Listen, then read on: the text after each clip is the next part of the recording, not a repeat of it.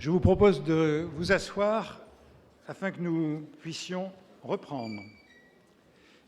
Et comme il est déjà tard, je présenterai rapidement Bernard Voyou, qui est professeur à l'Université de Paris-Sorbonne, de l'autre côté de la rue Saint-Jacques, et qui est spécialiste des rapports entre la littérature et les arts visuels.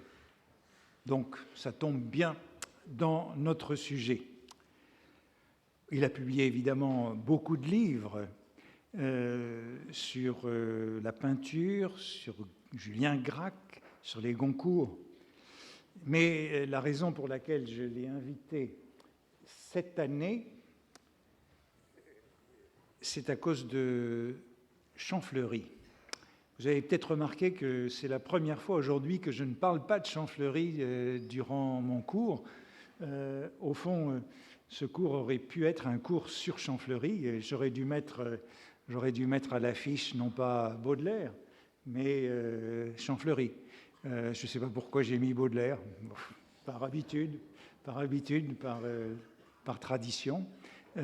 Champfleury est sans doute plus central puisqu'il s'est intéressé à tous ces objets que nous avons vus jusqu'ici, la caricature, il s'est intéressé aux faïences, il s'est intéressé aux chats, il s'est intéressé aux chiffonniers, puisqu'il a écrit un roman de la chiffonnerie. Autrement dit, nous le retrouvons vraiment à tous les coins de borne. Et il s'imposait donc d'inviter quelqu'un pour parler du chiffonnier, et Bernard Voyou a organisé il y a quelques années un colloque sur sur Champfleury. Enfin, c'est Champfleury, ça commence par CH, hein. Comme tous les... Vous avez peut-être remarqué que tout commence par CH dans ce cours, hein, qu'il s'agisse des charognes, des chats, des chiens, des chiffonniers, ou que sais-je encore. Donc, Champfleury avait nécessairement sa place, et je vous cède la parole sous le titre « Champfleury, promoteur du sans-art ». Je vous remercie tout d'abord de m'avoir invité. Je remercie notre auditoire d'avoir bravé les torrents de la boue parisienne pour à nouveau entendre parler, toujours et encore, hein, de cette boue. Je vous ai apporté deux cadeaux, deux images que je n'ai pas vues, si je me souviens bien, passer dans les différents diaporamas. Il y a tout d'abord cette merveilleuse aquarelle de Manet, avec en souscription une citation tirée de Champfleury, sur laquelle je reviendrai un peu plus tard. Cette aquarelle n'est pas datée, du moins n'en ai-je pas trouvé la date. Elle est antérieure à 1883, date à laquelle meurt Manet, date à laquelle le fameux préfet Poubelle édite son décret, mais je ne crois pas qu'il y ait un rapport de cause à effet entre les deux. Et puis alors, la deuxième image, voilà, c'est celle-ci, elle est due à Charles Nègre, et je pense, n'est-ce pas, qu'elle a tout pour vous plaire. Elle a tout pour vous plaire. Nous sommes en 1850. Vous l'avez montré ? Je la commenterai dans 15 jours. Ah. Bon. Alors, sur le site des photographies de la RMN, elle est dans le mauvais sens. Elle est prise par Charles Nègre en 1850, donc au bas de l'immeuble qu'il habite, quai Bourbon, à Paris. Je crois que ni la borne ni le banc n'existent aujourd'hui. Le chiffonnier est immobile. En ces premiers temps de la photographie, les temps de pause sont extrêmement longs. On ne peut pas prendre de sujet en mouvement. Et il y a une semaine, vous avez pu voir une autre photographie de Charles Nègre prise dans cette même rue, celle qui nous montre un cheval mort. Non, c'était il y a 15 jours. Alors, il me faut tout d'abord expliquer le titre que j'ai choisi, Champfleury, promoteur du sans-art. L'expression « un art sans art » est employé par lui dans l'histoire de la caricature moderne en 1865, et il faut entendre par là un art qui s'ignore comme tel, inconscient de lui-même, et en clair, pour Champfleury, un art du peuple pour le peuple. Ailleurs, il parle d'un art barbare, c'est dans l'histoire de la caricature antique, paru la même année, et il faut entendre cette fois-ci qu'il s'agit d'un art qui ne parle pas, en quelque sorte, la langue dominante, la koiné, en quelque sorte, c'est-à-dire la langue de l'art consacré. Il faut rappeler que la caricature, au XIXe siècle, chez Champfleury et chez d'autres encore, est comprise en un sens beaucoup plus large qu'aujourd'hui.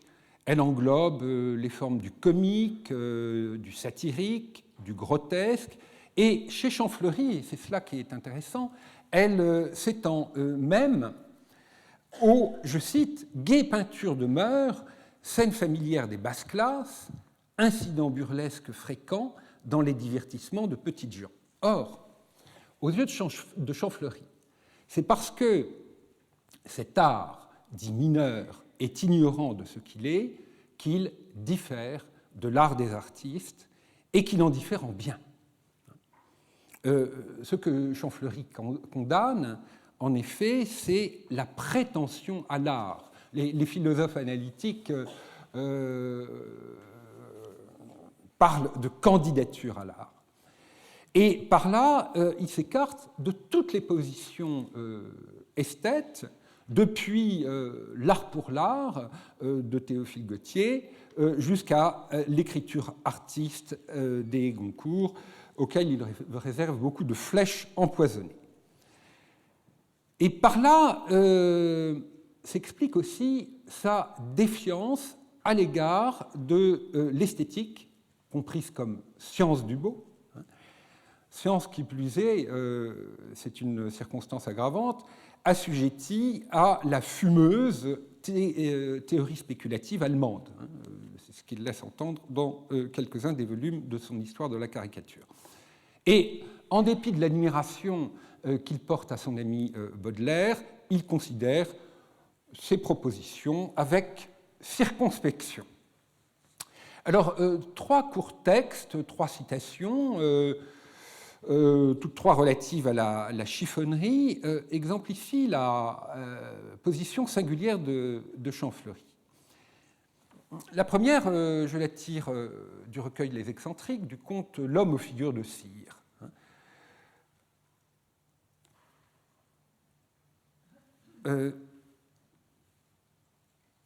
Alors, là, il s'est passé une chose très étrange. C'est que la citation qui apparaît à l'écran n'est pas celle que j'avais retenue. Bon, c'est très très curieux. Il y a eu un tour de passe-passe au moment du transfert, sans doute. Je résume. Ce que nous dit dans ces quelques lignes Champfleury, c'est qu'il y a une beauté de la loque. La deuxième citation, bon, j'espère que cette fois-ci je ne serai pas trahi par le médium, je la tire de l'hôtel des commissaires priseurs, et c'est exactement le même phénomène qui s'est produit. Donc, je résume le propos. Il ressort de cette citation, j'espère que tous mes textes ne vont pas ainsi passer à la trappe, il ressort de ce propos que le beau est indissociable du laid. J'aborde avec quelque angoisse la troisième citation, et non, c'est toujours le même phénomène qui s'est produit.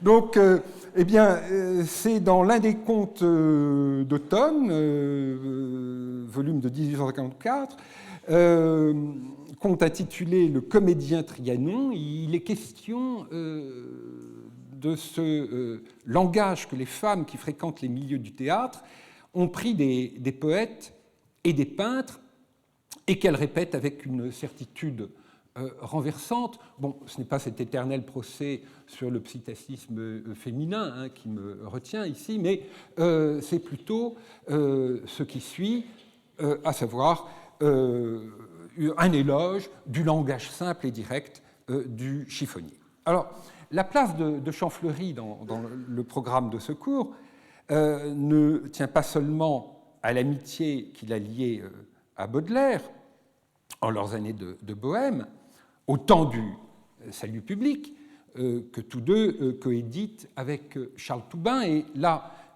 j'avais retenu une citation qui, par miracle, est présente au rendez-vous.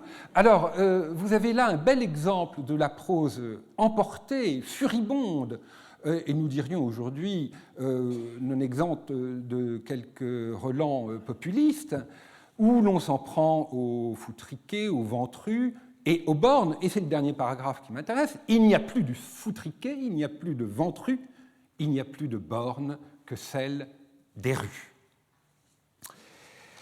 Quelques années plus tard, les deux amis sont représentés dans le tableau. C'est très étrange. Dans le tableau de Courbet, l'atelier du peintre, Baudelaire est à droite, assis sur une table, la tête plongée dans un livre, et Champfleury un peu plus loin sur une chaise. Il se plaindra d'avoir été représenté avec une tête de général jésuite. Alors, les quelques citations par lesquelles j'ai commencé montrent que le chiffonnier est, pour Champfleury, plus et autre chose qu'un type parisien. C'est un type symbolique. Et c'est là que nous retrouvons le motif central du programme de cette année. La chiffonnerie comme activité de récupération ou de recyclage dans l'économie réelle, mais aussi et surtout dans l'économie symbolique, celle-ci consistant dans le recyclage de ces objets symboliques, donc, que sont les textes ou les artefacts à finalité non utilitaire, ou du moins non exclusivement utilitaire. Et cette extension figurée, vous le savez, il en était largement question, s'effectue très tôt, ainsi chez Étienne de Jouy, dans le Testament de l'Ermite, où il est fait référence au chiffonnier de la littérature. Je construirai donc mon propos sur la distinction entre le chiffonnier littéral et le chiffonnier figural. Donc je m'attache d'abord au chiffonnier comme personnage.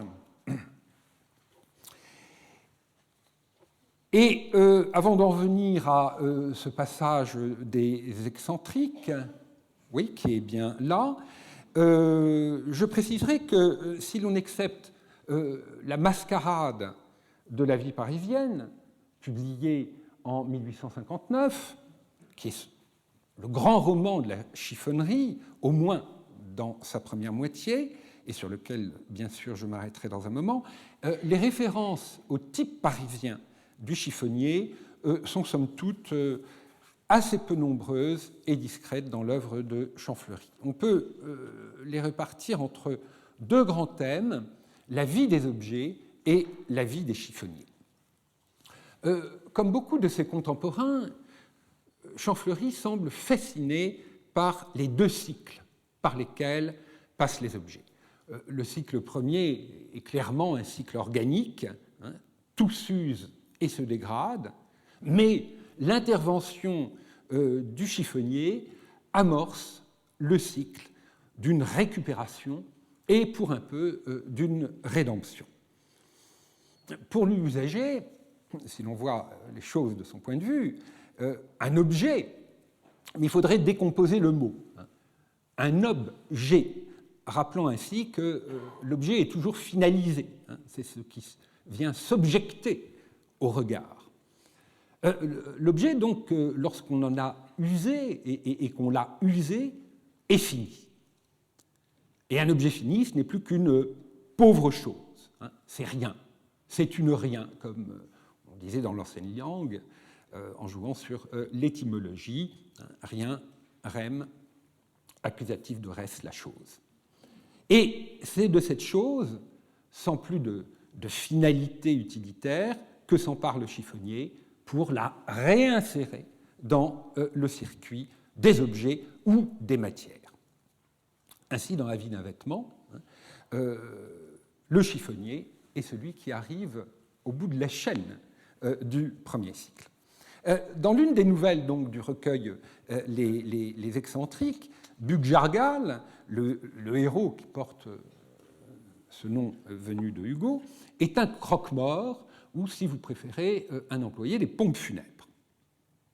Et l'une de ses singularités réside dans le soin qu'il porte à sa tenue. Ses vêtements le distinguent ainsi de ses confrères.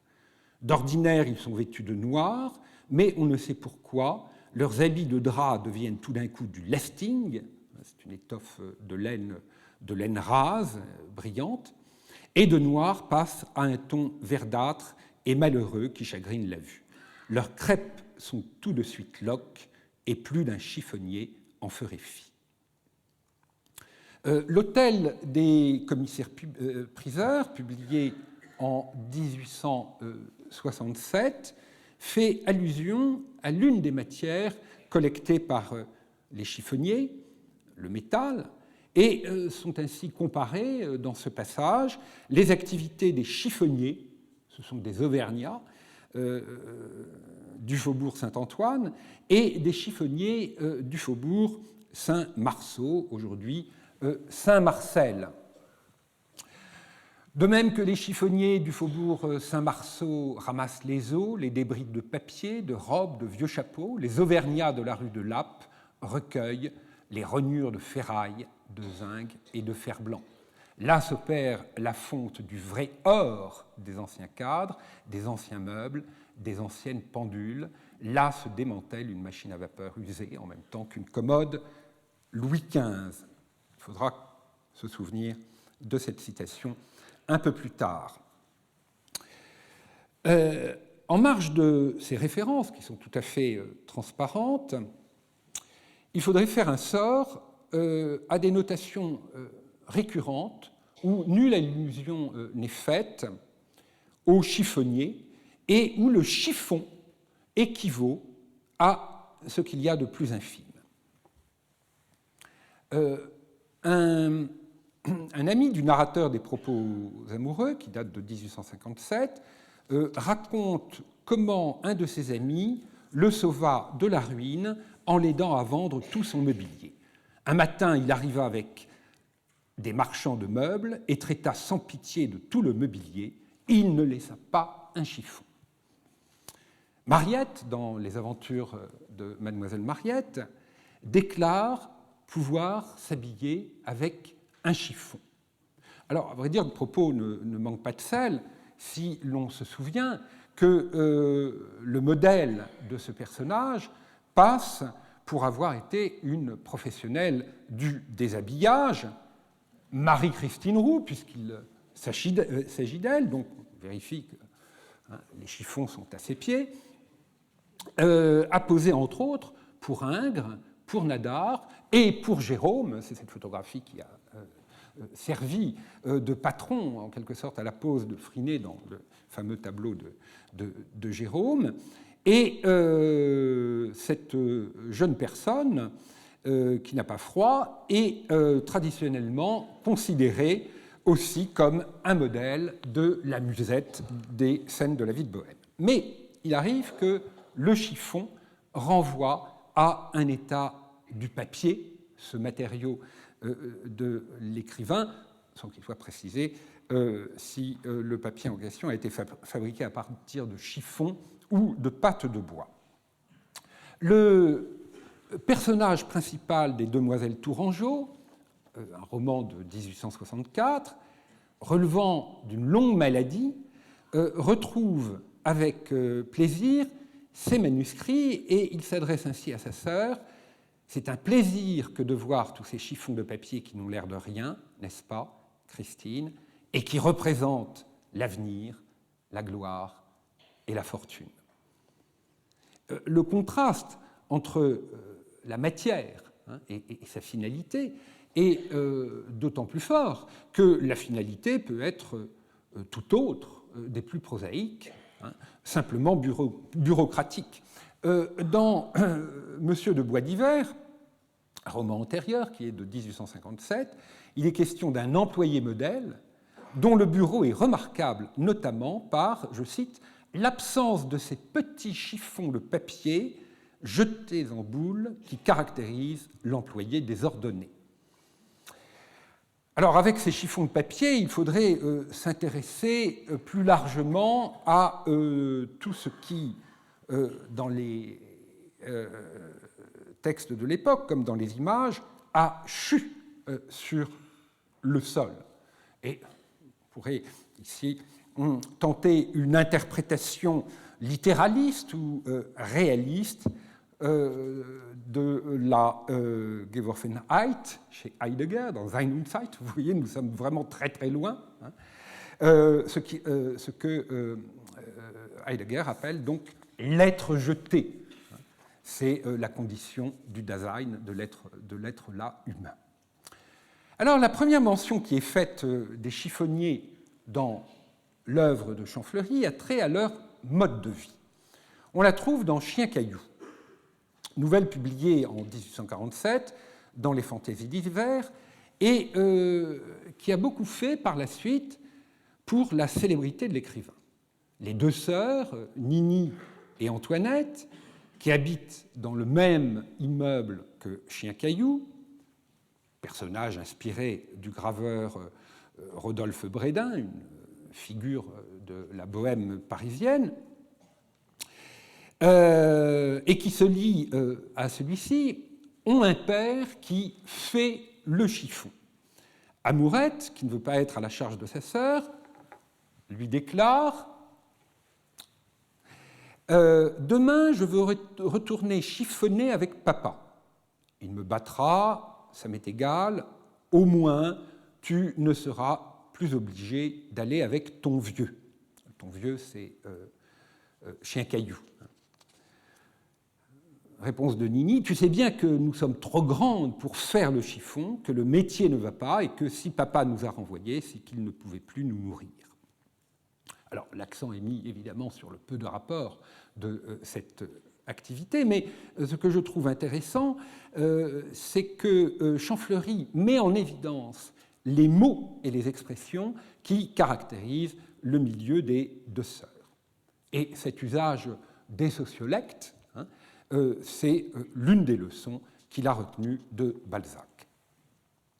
Les amoureux de Sainte-Périne, en 1859, fait rapidement allusion aux chiffonniers du quartier Saint-Marceau, ou plus exactement à leurs enfants, et c'est pour poser un paradoxe en forme de comble rhétorique qui vient de passer à la guillotine, vous le voyez. Je vous le lis, j'avais pris mes précautions. De même qu'on rencontre au fond d'atelier de chiffonniers du faubourg Saint-Marceau des enfants rieuses aux fraîches couleurs, de même roses, etc. Alors, on comprend que pour la plupart des contemporains de Champfleury, les chiffonniers forment une catégorie complètement déconsidérée. Et elle l'est incontestablement aux yeux de Massabraque, l'un des personnages de la comédie académique de 1867. Tartarin, avant la lettre, Massabraque dit au père Supplicy ce qu'il pense d'une relation qui leur est commune. Alors, il faudrait citer tout entier ce passage qui a le bon goût d'être là dans son intégralité, parce qu'il est tout à fait dans la veine comique cultivée par Champfleury dans toute son œuvre romanesque, mais je m'en tiendrai au dernier paragraphe. Négogus, donc la personne dont il est question, devenait un payero, un goulamas et un rascasso, c'est-à-dire un chiffonnier, un homme sans ordre, un teigneux. À la différence de la plupart de ses contemporains, Champfleury n'a jamais regardé les chiffonniers comme appartenant aux classes dangereuses. Vous l'avez peut-être compris, Champfleury est un gentil. Son univers mental, c'est celui de la bonhomie provinciale et non pas du sarcasme parisien. Et la mascarade de la vie parisienne, sur laquelle je vais m'arrêter maintenant, se termine par un défilé, en quelque sorte, des masques de Paris, qui est une véritable diatribe, une véritable mercuriale contre les vices de la capitale. Et du reste, les deux héros, Claire et le poète qui l'a sauvé du ruisseau, terminent à la campagne. Alors,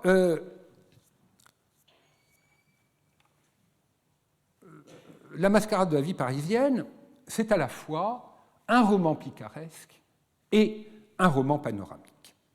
On y suit les aventures de Claire, élevée dans le milieu des petits artisans du quartier Saint-Marceau.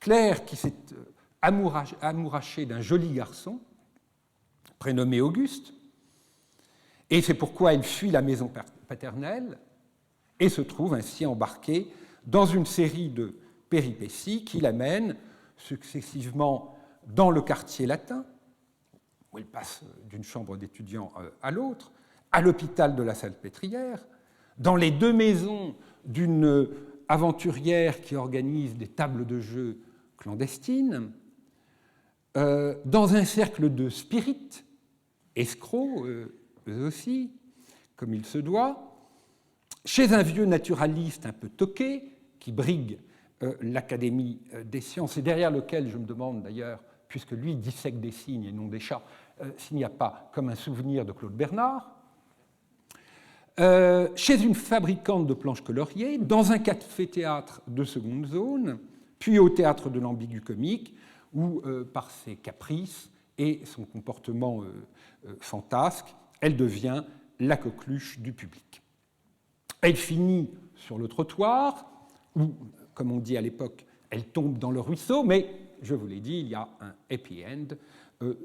Le poète qui s'était pris d'elle vient la sauver du triste destin qui semblait se dessiner. L'action débute rue Mouffetard. Alors, avant haussmannisation du quartier, la rue Mouffetard était 3 fois plus longue qu'aujourd'hui. Elle mesurait 1,5 km et elle s'étendait à travers ce qui était alors le 12e arrondissement. Elle traversait la Bièvre à la hauteur de Saint-Médard. J'ai choisi une photographie de la toute fin du siècle, donc après intervention du baron Haussmann. C'est une photographie d'Adger. Et sur le bord de la Bièvre, et c'est cela qui m'intéresse, étaient implantées toutes sortes de petites industries, blanchisseries, Auguste est du reste le fils d'une blanchisseuse, triperies et surtout tanneries, comme on le voit sur cette photographie de Charles Marville. Toutes industries qui faisaient de ce petit affluent de la Seine un véritable cloaque et l'un des lieux les plus insalubres de Paris. Évoquant la rue Mouffetard, Champfleury nomme les maîtres de la littérature panoramique.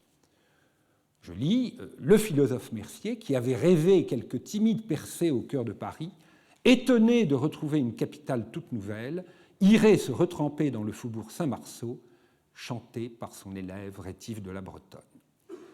Le père de Claire, nommé couturier, est apprêteur. Il prépare les pots dont ont besoin les tanneurs. Mais il a une activité inavouable, car elle lui vaudrait la vindicte de beaucoup. Il prépare aussi des pots de chiens et surtout de chats.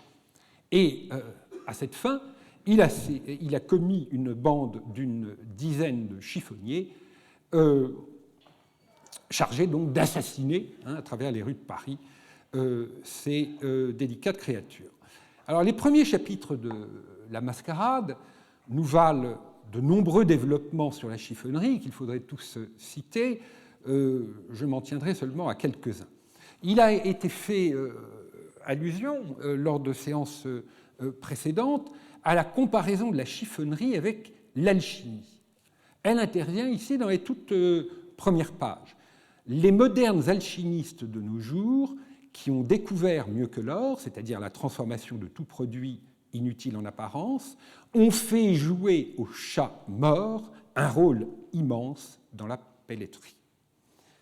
Et Champfleury, dans toute cette première partie, n'hésite pas à fournir des informations de type encyclopédique, un peu à la façon de Balzac, comme celle-ci, qui vous rappellera beaucoup de souvenirs, car vous avez maintenant une mémoire de chiffonnier. Sa peau, il s'agit de la peau du chat, bien sûr, apprêtée convenablement et revendue plus de 6 fois qu'elle n'a coûté aux fabricants de joujoux, aux fourreurs qui en font des manchons et aux chapeliers qui en couvrent des casquettes. Qu'ils soient joujoux, manchons ou casquettes, le chat mort n'a pas encore terminé ses métamorphoses. Ses os servent à faire du noir animal. Sa graisse est employée par les émailleurs et fabricants d'yeux d'émail. Enfin, la chair est enterrée dans un trou où elle se corrompt et donne naissance à des asticots qui se vendent aux pêcheurs à la ligne. Particulièrement prisés de l'apprêteur et de sa bande de chiffonniers sont les angoras. Mais les angoras, ce sont des chats de bonne maison, et en tant que tels, ils ne sortent pas de celle-ci, ce qui fait évidemment flamber le prix de la peau d'angora sur le marché. Couturier, qui est un brave homme, rétribue chichement les services de ses sbires, mais il n'hésite pas à leur payer le coup, ce qui nous vaut un portrait en pied du chiffonnier muni de tous ses attributs. Et les étrangleurs du faubourg Saint-Marceau, qui rôdent dans tous les quartiers de Paris, une lanterne sourde à la main, un crochet de l'autre, assénant avec adresse un coup de crochet sur le crâne des chats vagabonds pour terminer par le coup de pouce de la fin, ces étrangleurs à 3 sous par tête parlent encore de la générosité de Couturier. Claire, qui aide son père dans sa coupable activité, met beaucoup de cœur à dépouiller les chats, et cette ardeur au travail lui vaut l'affection des chiffonniers. Outre Claire et son père, il y a un troisième personnage. Un personnage dont le profil s'avère pour nous d'une importance décisive. Il s'agit de Topino, oncle maternel de Claire. C'est un chiffonnier, mais un chiffonnier qui pourrait concourir à l'un de ces prix de vertu que le siècle affectionnait. Alors, non seulement il est sobre et se montre rigoureux, méthodique, ordonné dans l'exercice de sa profession, non seulement il est bon et généreux, mais c'est une manière de collectionneur doublée d'un pédagogue philanthrope. Il a en effet une passion, ce sont les affiches. De son appartement, il habite rue du Petit Banquier, qui est devenue en 1867 la rue Watteau. Il a fait un véritable musée. Le mot apparaît dans le texte. Et cette passion des affiches, il l'a fait partager aux enfants du voisinage, à qui il explique les images. La citation que j'avais retenue s'est déplacée sur un autre endroit du texte, donc je la laisse tomber, mais elle ne dit pas plus, mais bien mieux, ce que j'ai résumé en quelques mots. Alors, il faut rappeler ici l'intérêt de Champfleury pour les images, bien sûr, et un intérêt qui n'est pas seulement celui d'un historien doublé d'un collectionneur, c'est aussi celui d'un pédagogue. Il a exposé dans le numéro spécimen de l'Imagerie nouvelle, publié en 1870, et puis il a développé dans son livre « Les enfants à éducation, instruction, ce qu'il faut faire savoir aux femmes, aux hommes », ses vues pédagogiques sur l'imagerie pour l'enfance, dont Annie Renoncia a fait apparaître l'impact sur les programmes scolaires de la Troisième République. C'est à Topino donc, que Claire doit son peu d'instruction, cet oncle, dont nous apprenons dans les premières pages du roman qu'il, je cite, « regardait toute journée mal employée celle où il n'avait pas déchiffré quelque imprimé ». Alors, on trouve encore bien des choses sur les chiffonniers dans la Mascarade. Par exemple, l'épreuve à laquelle Couturier est soumis pour se faire agréer chiffonnier par les membres du syndic nous fait apparaître les chiffonniers comme structurés, mais structurés en corporation, en guilde, sur l'ancien modèle. Et c'est bien d'ailleurs ce que leur reprochera Marx, de ne pas avoir pris conscience d'eux-mêmes en tant que classe. Ce n'est pour Marx qu'un ramassis de pauvres airs, et ce ne sera pas la position, il en a été largement question la semaine dernière, de Walter Benjamin. Je ferai l'hypothèse que Benjamin, peut-être s'est montré ici plus messianique que marxiste, et qu'en tous les cas, il a pu, en lecteur et en admirateur de Brecht, penser à l'opéra des gueux, au Rex Progress, d'où cette tentative de rédimer, en quelque sorte, les chiffonniers en les mettant à l'avant-garde de la Révolution. Alors on rencontre aussi dans la Mascarade une chiffonnière d'âge vénérable, la Gabard, qui ne crache pas sur la bouteille, elle est tout à fait conforme au portrait type, et dont les manières, comme le costume, et là c'est un peu plus original, font un personnage que nous dirions aujourd'hui transgenre. Alors, avec Topino, s'est profilé un type de chiffonnier qui est propre à l'œuvre de Champfleury, le chiffonnier qui ne fait pas que collecter, mais qui collectionne. Et cet avatar nous invite à nous interroger sur le lien entre la collecte et la collection. C'est donc la figure du collectionneur comme chiffonnier qui me retiendra, et pour finir celle de son alter ego, l'écrivain chiffonnier, mais j'évoquerai pour commencer un troisième état transformé de la chiffonnerie. Il concerne un art auquel Champfleury s'est beaucoup intéressé, sur lequel il a écrit et qu'il a lui-même pratiqué, la pantomime.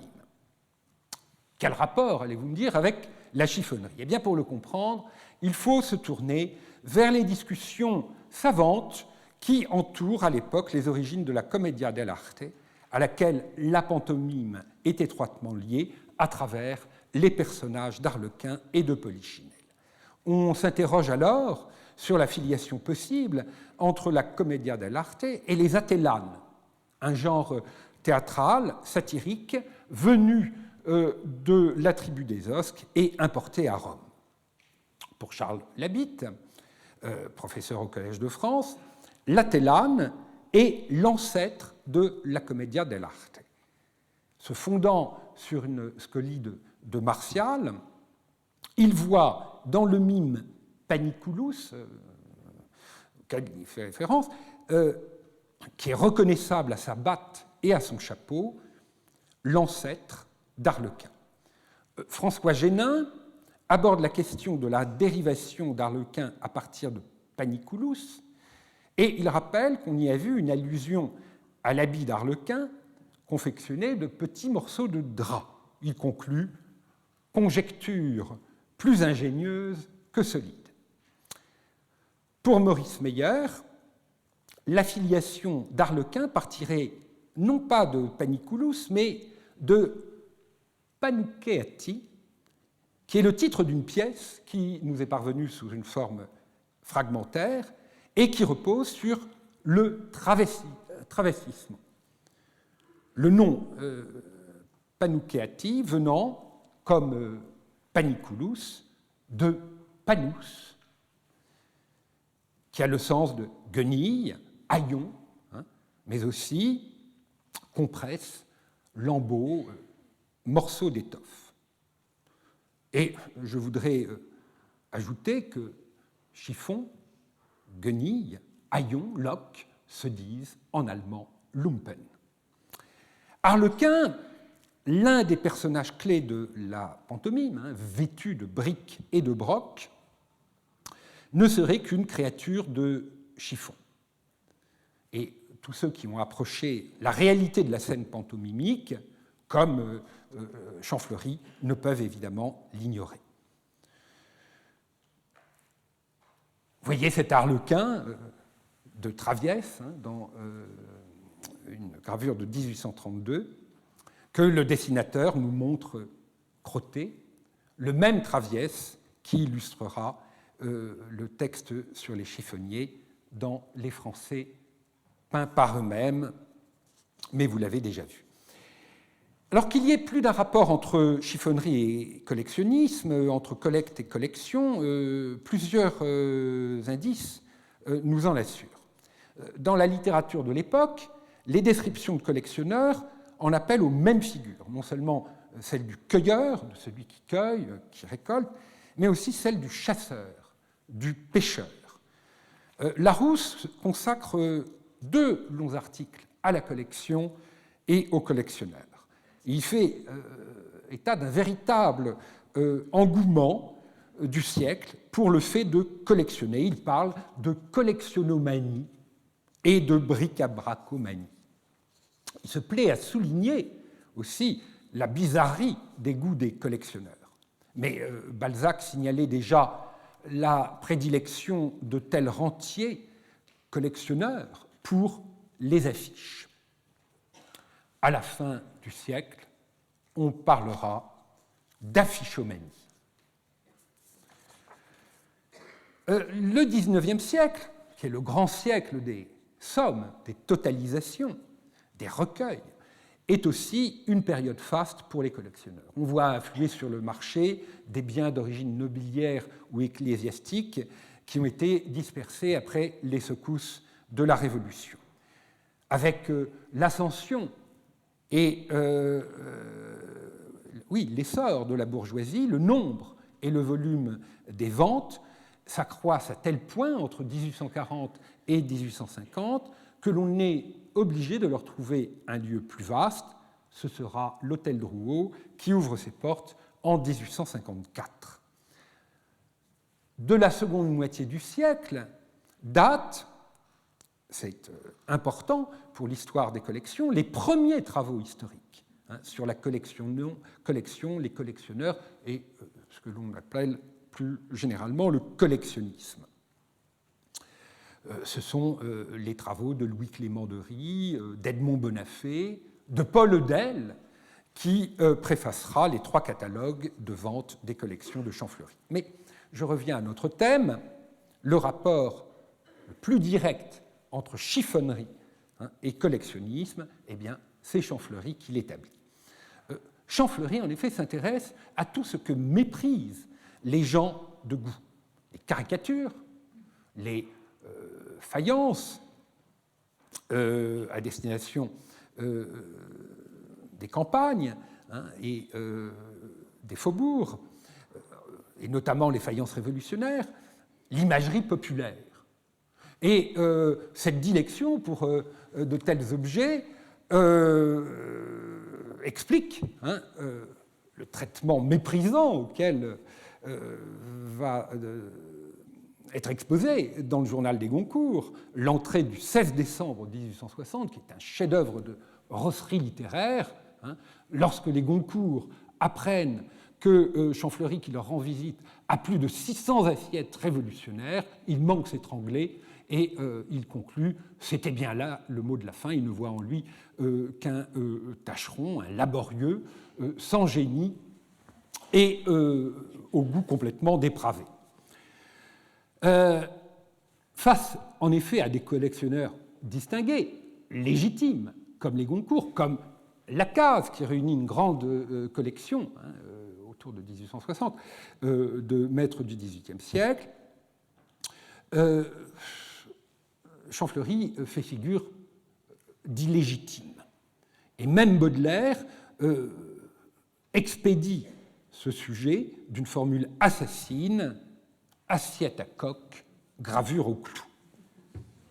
Bref, Champfleury ramasse ce dont ne veulent pas les autres.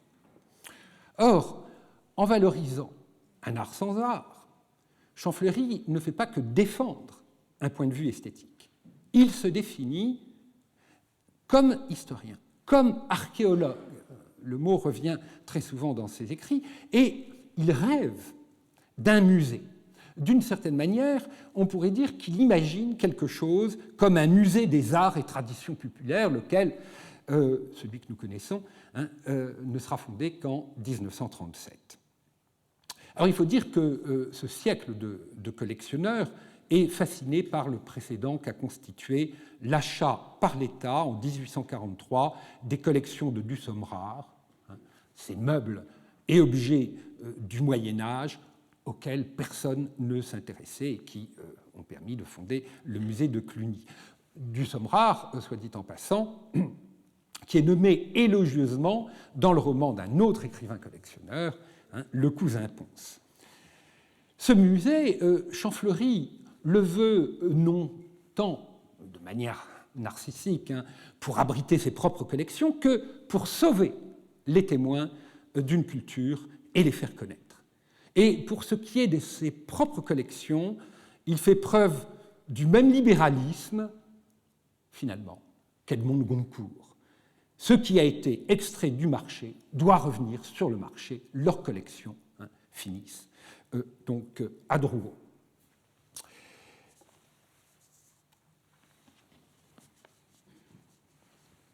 Alors, plusieurs contes et romans de Champfleury nous mettent sur la voie de la collusion entre collectionnisme et chiffonnerie, mais là je vais résumer à grands traits parce que je vois que l'heure passe et je voudrais laisser encore un peu d'espace à l'écrivain chiffonnier. Alors je m'appuierai sur un passage des aventures de Mademoiselle Mariette où l'un des personnages rapporte une trouvaille comme Champfleury sans doute en a fait beaucoup. Le personnage raconte comment, passant dans la rue, il voit la moitié d'un saladier paysan avec des motifs chinois. Il le ramasse, mais il est très malheureux parce qu'il n'a que la moitié. Arrive un chiffonnier qui remue le tas et qui trouve l'autre moitié et qui consent à se séparer de ce bris à très vil prix. Mais c'est surtout le violon de faïence qui devrait nous retenir, qui est un peu le cousin Pons de Champfleury, le violon de faïence publié en 1862, qui est donc un roman du collectionneur. Le héros en est un modeste employé, Gardilane, dont l'obsession est un certain violon de faïence, comme celui qu'a représenté pour l'édition illustrée Jules Adeline. Et le roman nous montre Gardilane à la recherche de cet objet, deux séquences l'amenant dans des boutiques de chiffonniers. Alors, la première n'est pas présente au rendez-vous, ce qui m'arrange dans mon décompte horaire. La seconde sera tout à fait décisive, puisque c'est dans une humble armoire paysanne, en vente chez un fripier, qu'il trouvera le fameux violon. Là encore, la citation a disparu. Alors, vous l'avez compris, là où le recyclage par le chiffonnier obéit à des finalités économiques, la seule rédemption que le collectionneur peut apporter aux objets de sa prédilection, lorsqu'il va les chercher chez des chiffonniers ou des fripiers, cette rédemption donc, est d'ordre tout à la fois historiographique et esthétique. Une caricature qui est due à Félix Nadar et à Édouard Rioux croque Champfleury en chiffonnier. Il y a tout, là, la hotte, le croc, le tas d'assiettes, et une autre qui est signée par André Gille le présente prenant un bain de pied dans le vase du réalisme. Soyons précis, le vase de nuit, soyons plus précis, un pot de chambre. Et au mur du fond sont accrochés des assiettes où sont inscrits les titres des œuvres de Champfleury. Alors, avec le chiffonnier, l'écrivain Champfleury a plusieurs pratiques en partage. D'abord, celle qui est assez répandue à partir de la monarchie de Juillet et de l'essor de la presse, qui consiste à faire du neuf avec de l'ancien, à faire passer les textes publiés dans les journaux et revues, dans des livres, puis d'un livre à l'autre. Le simple examen de la bibliographie établie par Maurice Couard en 1891 pour la vente des autographes de Champfleury est tout à fait édifiant. Mais je rapporterai ici un propos de Gilles Bonnet, qui est l'un des tout premiers à s'être occupé de Champfleury, il y a une vingtaine d'années, et sur le site qu'il a créé, il note que, je le cite, Champfleury lui-même a recyclé inlassablement,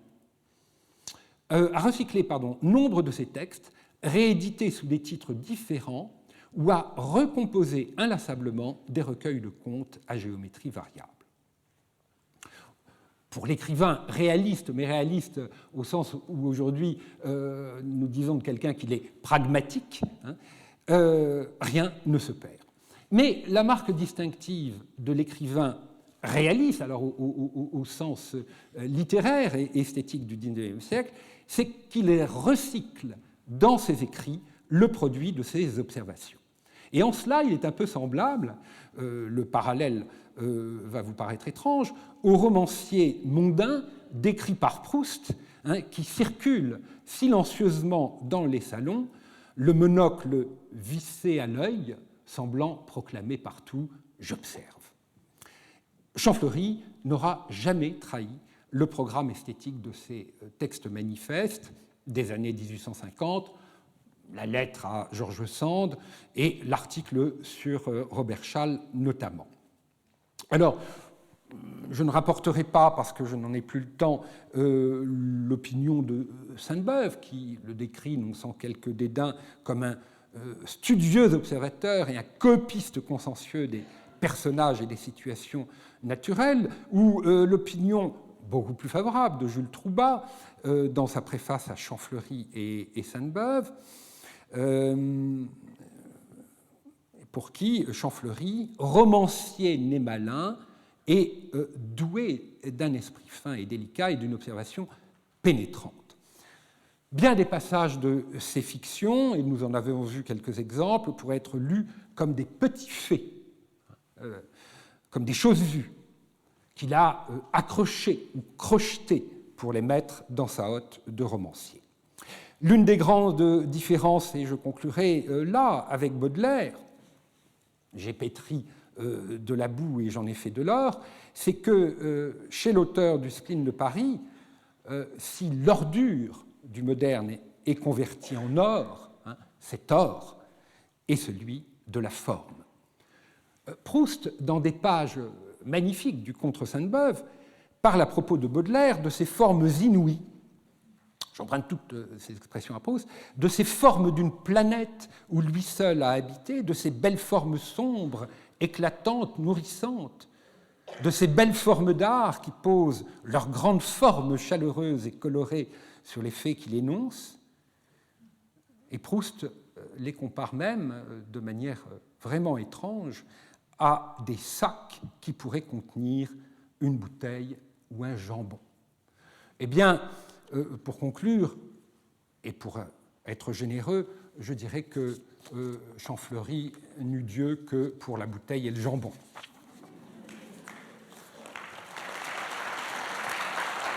Cette présentation de Champfleury, qui est en effet au centre de beaucoup de ses préoccupations. Alors moi, j'ai été sensible à plusieurs thèmes que vous avez introduits, notamment l'un que je n'ai pas encore du tout abordé, qui est celui du rapport du chiffonnier et du collectionneur. On n'en a pas encore parlé.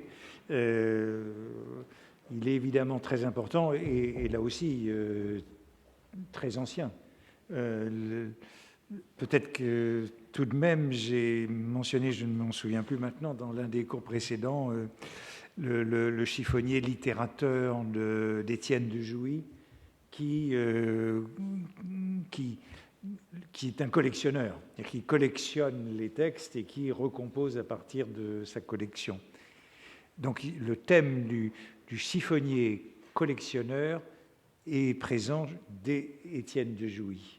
Il y a une grande proximité. Alors évidemment, quand je disais dans le cours de tout à l'heure, il n'y a pas de chiffonnier chez Balzac, bien entendu, il y a un collectionneur. Il y a le collectionneur. Mais justement, le collectionneur, il n'y a pas de chiffonnier collectionneur comme on peut le trouver chez Champfleury. Le collectionneur est bourgeois ou petit bourgeois. Si vous permettez une précision. Il faut pousser sur le bouton, oui. Oui, une précision. À ce propos, c'est qu'il nous est dit dans les premières pages du Cousin Pons que le Cousin Pons a trouvé, alors il n'est pas précisé où, mais on imagine chez un petit brocanteur, oui, un éventail dont le dessin serait dû à Watteau. Mais Watteau, oui, au moment de l'action du roman, sous la Restauration, n'est pas prisé. Et du reste, la cousine avec laquelle il va offrir cet éventail va le dédaigner. Oui. Donc il y a évidemment ce grand rapport. Et alors dans La Mascarade, le roman de Champfleury, il y a ce personnage de Topino qui collectionne les affiches. Alors là aussi, ça nous renvoie parce que l'affiche, c'était une grande ressource du chiffonnier. C'était du papier qu'on pouvait faire entrer dans le recyclage. Donc le fait de collectionner des affiches, c'est les divertir une matière première de valeur par rapport à ce cycle industriel. Et donc c'est évidemment très intéressant parce que l'affiche, je crois que j'ai évoqué ça dans un cours, suivant les ordonnances de police, il était interdit aux chiffonniers d'arracher les affiches. Bien évidemment, les chiffonniers arrachaient aussitôt les affiches au-dessus des bornes. Mercier nous dit heureusement, parce que sinon les murs auraient doublé d'épaisseur. Heureusement que les chiffonniers étaient là pour arracher les affiches. Et l'espèce de perversion là consiste à avoir un chiffonnier collectionneur d'affiches et en faisant une sorte de musée pédagogique. Oui, alors une précision, dans le logis de Topino, l'affiche a une double fonction, parce que plusieurs affiches collées ensemble vont former les cloisons dans ce logis qui ne se présente comme une seule pièce. Mais des cloisons donc figurées, imagées, qui vont faire musée, hein, un musée iconographique que Topino fait visiter aux enfants du voisinage. Alors évidemment, l'autre chose que vous avez pointée qui est intéressante, c'est ce rapport entre chiffon et pantomime. Là aussi, c'est une chose importante. Je crois que je le signalais dans l'un des cours. Finalement, la principale représentation que nous avons au XXe siècle du chiffonnier, c'est les Enfants du Paradis, avec une représentation faussée, puisque Géricault est vraiment un marchand d'habits, mais c'est comme ça qu'on se représente le chiffonnier au XXe siècle, à travers la pantomime de Jean-Louis Barrault dans Les Enfants du Paradis. Je crois que c'est la représentation la plus courante de ce qu'est la chiffonnerie pour nous aujourd'hui. Enfin, ceux qui ont vu Les Enfants du Paradis, mais je crois que ça reste un film important dans la culture. Puis bien sûr, il y a tout le reste, c'est-à-dire que, en effet, Champfleury est bien l'un de ceux qui sont le plus nettement au carrefour. Vous avez donné cette représentation, la caricature de Nadar et Rioux, de Champfleury en chiffonnier. Bon, je la commenterai dans un cours ultérieur, je ne sais plus lequel. Elle est très très intéressante parce qu'elle est accompagnée d'un long texte de Nadar, qui est un portrait de Champfleury, où il le décrit comme chiffonnier de Balzac. Il est allé, après la mort de Balzac, récupérer les guenilles de Balzac. Et en particulier, ce qu'il a récupéré, c'est les chaussures de Balzac, les savates de Balzac. Mais comme elles sont trop grandes pour lui, il marche en trébuchant. Comme le chiffonnier qui trébuche, toujours. La caractéristique du chiffonnier, c'est de trébucher. Champfleury peut trébucher comme le chiffonnier parce qu'il a des chaussures trop grandes. Celle du grand artiste qui était Balzac. Et donc, il faut ajouter que c'est ce que Nadar disait d'un ami. Quand on a des amis comme ceux-là, on n'a pas tellement besoin d'ennemis. C'est la même chose que les rapports de Balzac, de Baudelaire et de Nadar. Le dessin de Baudelaire par Nadar, qui ressemble en fait au dessin de Champfleury par Nadar et Rioux, la même représentation, caricature très ambiguë. Le monde littéraire et artistique n'était pas tendre. J'ai fait allusion au passage du journal des Goncourt, oui, qui rendent compte de leur visite, mais cette haine contre Champfleury se retrouve dans les dernières années, au moment où les collections sont vendues. Ce ne sont que sarcasmes chez Edmond de Goncourt. Ouais. Mais reste très intéressant qu'il ait eu cette curiosité très précoce pour beaucoup de ces objets d'une certaine culture qui n'était pas considérée. Absolument. À ce moment-là. Donc ouais. Dans le petit livre que je lui ai consacré, je vois dans Champfleury un pionnier de ces arts marginaux qui ne vont véritablement accéder à la reconnaissance publique qu'au début du XXe siècle, l'art des aliénés, l'art des enfants, l'art du peuple, l'art naïf. Il n'y a que l'art primitif qu'il n'aura pas repéré, encore qu'il y fasse allusion, l'art africain, etc. Et puis alors, il y a cette dimension de concurrence entre chiffonnier, collectionneur, celui qui fréquente la salle de vente. Le chiffonnier n'a pas accès à la salle de vente, il est dans la rue. Il y a la conférence entre la rue et la salle des ventes. Il récupère les objets qui ne se vendent pas à la salle des ventes. Ça touche aussi cette question que j'évoquais tout à l'heure qui me tracasse. C'est ce que je disais tout à l'heure dans le cours. À Londres, on vendait les ordures, on vendait les déchets. Le marchand allait dans les maisons les acheter. À Paris, il y a encore cette sorte de vieille générosité d'Ancien Régime qui consiste à laisser les objets dans la rue. Bien, écoutez, merci. Je suis désolé de ce qui est arrivé pour vos images, qui ont toutes été... Je ne sais pas si vous avez... Mais j'aurais une explication avec Alexandre de Vitry dans un moment. Vous avez fait un essai. Il doit connaître la réponse. Vous n'aviez pas fait d'essai ?